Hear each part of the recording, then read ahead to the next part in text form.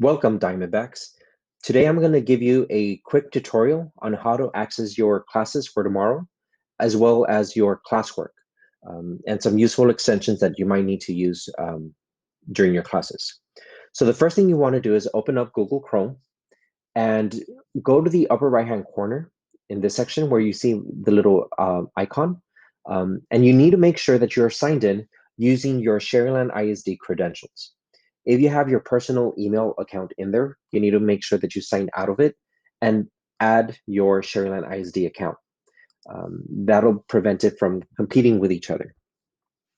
Majority of the links and assignments through Google Classroom need to be accessed using your Sharyland ISD credentials.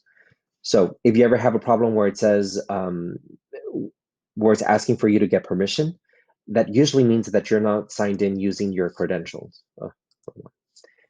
using your Sharyland ISD credentials. So what you're going to do is you're going to log in. You're going to type in this case, it's usually your first initial and your last name at students.sharylandisd.org. And then it's going to be your computer password to access your information. The next screen that you're going to get a pop-up menu up here on the very top, and it's going to ask you if you want to link the account, and you have to select link account. Once you link the account, what that's going to do, it's automatically going to bring in all the extensions that Sharyland ISD has already pre-installed, as well as any of the shortcuts that you have created in the past.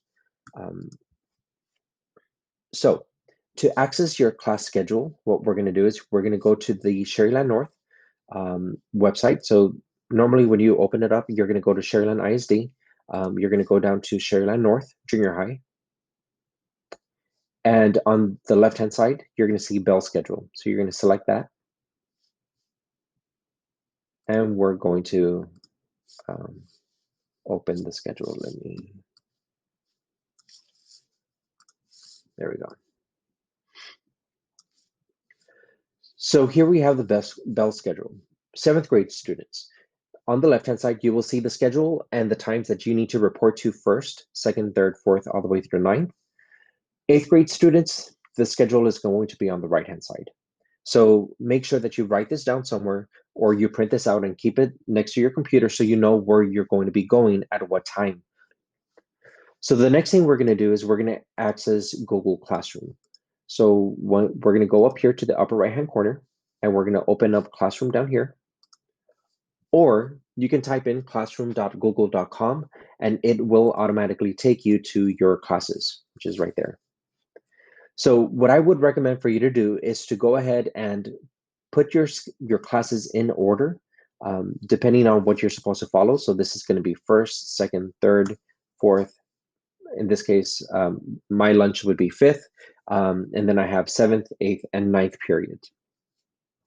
If you notice, I also have additional classes, and those don't apply to you. But if you do have extra classes on there, just drag them to the bottom, so that way you could just focus on the ones on the very top, which is what your current schedule should be. Now, once there, I'm going to select this one. You can go ahead and select whatever class you're going to go into. And then on the very top, you're going to see this link, Meet link. This is where your teacher will be having their class sessions daily. So every day you're going to go into each specific class, click on the link, and then it's going to give you your class. So in this case, it's going to ask you, it's going to show you that the microphone is muted, which it should be before you go into the classroom, and the camera is also off. Now, if the teacher has not signed into the classroom yet, you will not get this message. Just wait a couple of minutes. They might still be wrapping up the previous class, and go ahead and hit refresh. So eventually, once the teacher does sign into their classroom, you're going to get this option that says join. So we're going to click join. You're not going to get that pop-up menu. So once you're in the classroom, you'll see that only one person has signed in. And this is, when you click there, it'll give you a list of all the people. And then you can click here on the right-hand side where it says chat. Now, the chat box is going to be important because sometimes Your teachers will give you specific links to resources or videos that you might need for that specific lesson. So this is where you will access those links. Also, during the class, if you have any questions, you can go ahead and ask your teacher, your type up the question in here, hit submit. And sometimes maybe even while you're waiting for the answer, somebody in the class might even answer your question for you. So this would be a very beneficial resource to use. So if for some reason you're having problems with the microphone or your camera, what I need for you to do is you would need to click on the more options icon, which is 3 dots right above each other. And we're going to go into the settings option. Under the settings options, you're going to see what microphones do you have available to you. In this case, I have 2 microphones, the one that's built in to the computer. And in this case, I'm using some headphones. So I'm using the microphone in the headphones right now. And then down here, you have the option of speakers. Which ones do you want to use? In this case, you're going to use either the speakers that are inside of the computer, or in this case, I'm using the speakers that are attached to the headphones. Same thing with the video. If you have an external camera, this is where you would access, are you using camera, the external one or the one that's built into your computer if it has one available.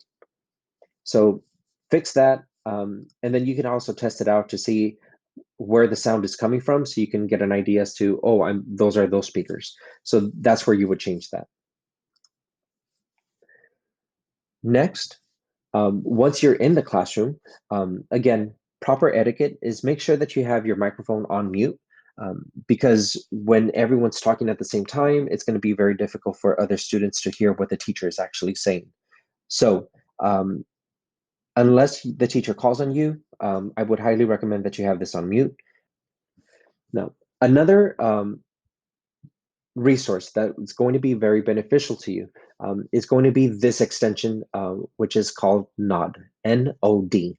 So Nod allows you to give your teacher some signals. For example, they're asking a question, they'll ask, does everyone understand? If you do understand, you would click the thumbs up, or if you don't understand, I would click the thumbs down. So that way the teacher could get the idea, so, oh, I need to elaborate on this topic. Another reason this is very beneficial is because while the teacher is speaking, what you could do is go ahead and select this option if you have a question. So I'm going to raise my hand, and that's going to stay there until the teacher actually selects it. And then they would be able to call on you and say, like, okay, Noe, what was your question on, what was your question? And then at that point, they're addressing you. So you would unmute your microphone, and then you would ask your question, and then go back to mute. Now, to access this, what you need to do is we're going to open up another tab.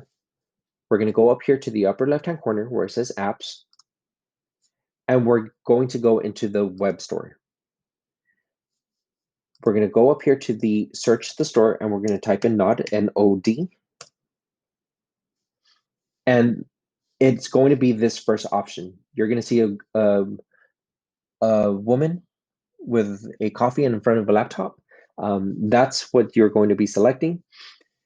In this case, mine is already installed. In your case, it's going to say add to Chrome. So you're going to click add to Chrome to add it onto the meeting. You may need to exit and go back into the meeting in order for it to activate, but then you'll have it there. But just a reminder, your teacher does need to have this installed on their computer in order for them to be able to see the gestures that you're making. So next, what I'm going to do is I'm going to show you how to access your Google Classroom. So we're going to go back into the classroom.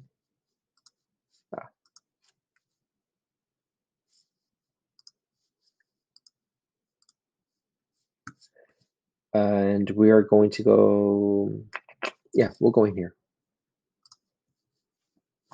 So on here, you're going to see a list of assignments that have been assigned. Under classwork, this is another way that you can access those assignments. As you can see, you'll see that something is turned in when it is in gray, and then these are still pending. I'm going to show you how to turn in an assignment. So we're going to go here, and we're going to view assignment. So once you're in the assignment, we're going to go ahead and let's pretend I'm already done working on the assignment and I'm ready to turn it in. You need to make sure that you save it onto your Google Drive. For those of you who are using Kami, it automatically saves it on there. So I'm going to add and create. I'm going to attach it. The very first thing it's going to do, it's going to show you the most recent things that you've worked on. So you're going to click there, or you can browse your computer. So for example, if you have it saved on your computer instead of your Google Drive, you're going to upload. I'm going to browse, and then it's going to ask you, normally by default, it goes to your desktop. What are you going to attach? So in this case, I'm going to attach, let's pretend I was supposed to work on the Bell schedule. So I'm going to open it. It's going to show you that it's uploading. And then it's ready to turn in. So you're going to click on the button that says turn in, and it will turn in the assignment for you. So in this case, that's not the assignment. So we're going to get out of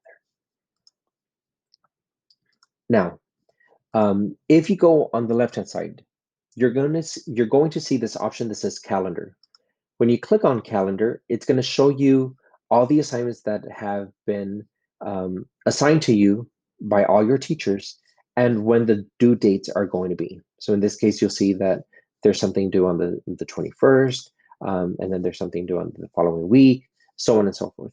So you'll have that available to you, and that should help you keep organized and keep track of everything that needs to, that's upcoming. So to review, again, this will show you all the assignments that are coming up and things that you need to make sure that you get done. Some of these will be available for you to click on if they have already been assigned. If they haven't been assigned or the teacher is waiting to assign for you to work on this for next week, the option will be in light gray. So you'll be able to see it, but it will be in light gray. This concludes the basic overview of Google Classroom, as well as how to access your Google Meetings. If you have any questions, you can go ahead and ask your teachers, and they will be more than glad to answer those questions for you. Thank you.